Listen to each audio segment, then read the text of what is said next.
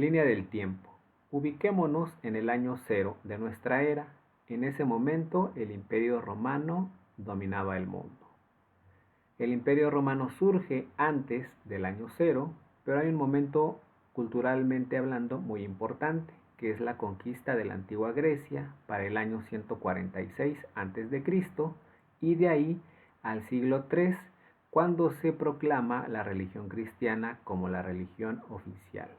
Durante este periodo de más de 4 siglos, el panteón romano es su máxima expresión en arquitectura.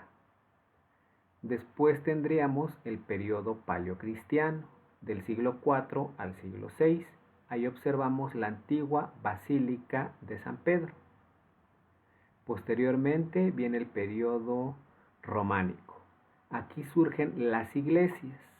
Ahí tenemos la iglesia de San Martín de Tours, una de las primeras.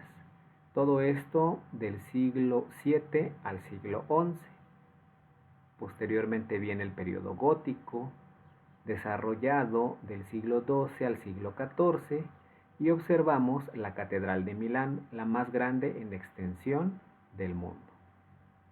Hago un pequeño paréntesis con ese recuadro, porque todo esto se da en Europa Occidental, pero tenemos otro tipo de arquitecturas, como lo es la arquitectura bizantina en Constantinopla, y también la arquitectura islámica en Medio Oriente.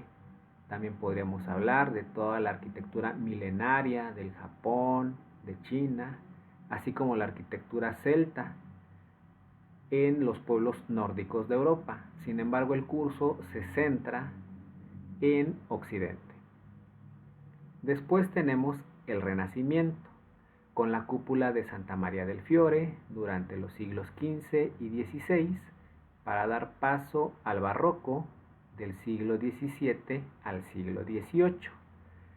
Aquí observamos las columnas salomónicas del baldaquino de la Basílica de San Pedro. Posteriormente, en la primera mitad del siglo XIX, vamos a encontrar el estilo neoclásico y todas las derivaciones románticas e historicistas, así como la arquitectura industrial o de hierro, como muchos teóricos la nombran. Ahí en imagen vemos una fotografía de un accidente que ocurrió en la estación Montparnasse en París, y es muy interesante ver la locomotora, ¿no? Cómo irrumpe, cómo destroza esta estación de estilo neoclásico, y realmente algo así sucedió con la revolución industrial y la aplicación de nuevos materiales y nuevas tecnologías. Las posibilidades se incrementaban y esto derivó en nuevas maneras de concebir y hacer la arquitectura. También vimos, ya por una cuestión local, la arquitectura de Teotihuacán. Todo esto es el periodo clásico de la arquitectura mesoamericana, y Tenochtitlan. Del periodo posclásico, ahí el templo mayor como gran ícono. Todo esto para llegar al siglo XX. Ahora en imagen les puse todo el lapso en el que se desarrolla la cultura de la antigua Grecia. 1200 años antes de Cristo se estaba desarrollando toda esta cultura, que ha sido a lo largo del tiempo un canon muy importante para la cultura occidental. El Renacimiento se llama así porque pretendía retomar tanto la cultura griega como la cultura romana y aplicarla en su momento, en el siglo XV.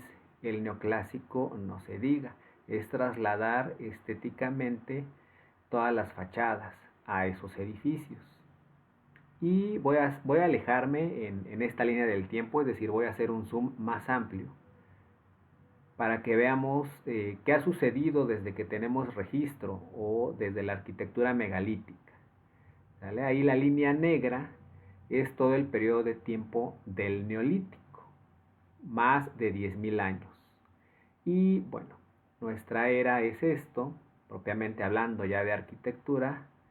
Realmente en este periodo ha habido mucho movimiento Y en el siglo XX vamos a ver cómo la revolución, en cuestión de pensamiento, en cuestión de estética, se ha alterado en un breve lapso de tiempo.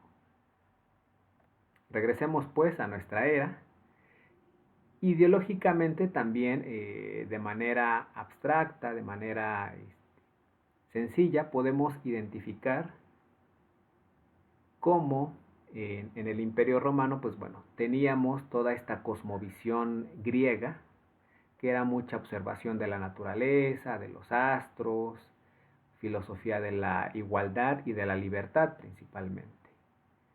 Después, con la llegada de la religión cristiana, posteriormente católica u ortodoxa según el territorio, vamos a ver cómo domina no solo la arquitectura, sino a nivel cultural, pues toda Europa. De hecho, las monarquías son una derivación de esta religión. Recordemos que los reyes pues eran seres elegidos por Dios para gobernar ciertos territorios y o ciertos pueblos.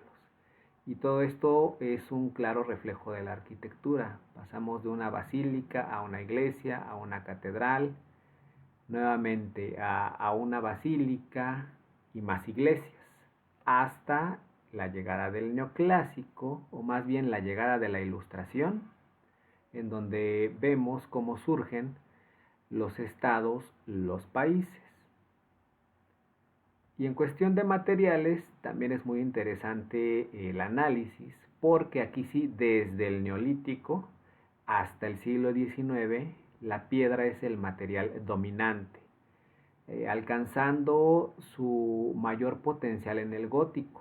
Todas estas estructuras impresionantes del gótico están hechas a base de piedra.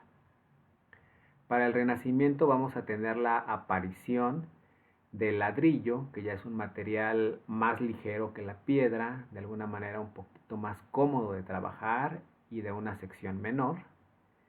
Y hasta el siglo XIX, con la Revolución Industrial, aparece primero le llamaban hierro, hoy lo conocemos como acero, la aleación es realmente más directa al acero que se utiliza hoy en día, en donde, bueno, va a revolucionar todo el mundo y desde luego la arquitectura.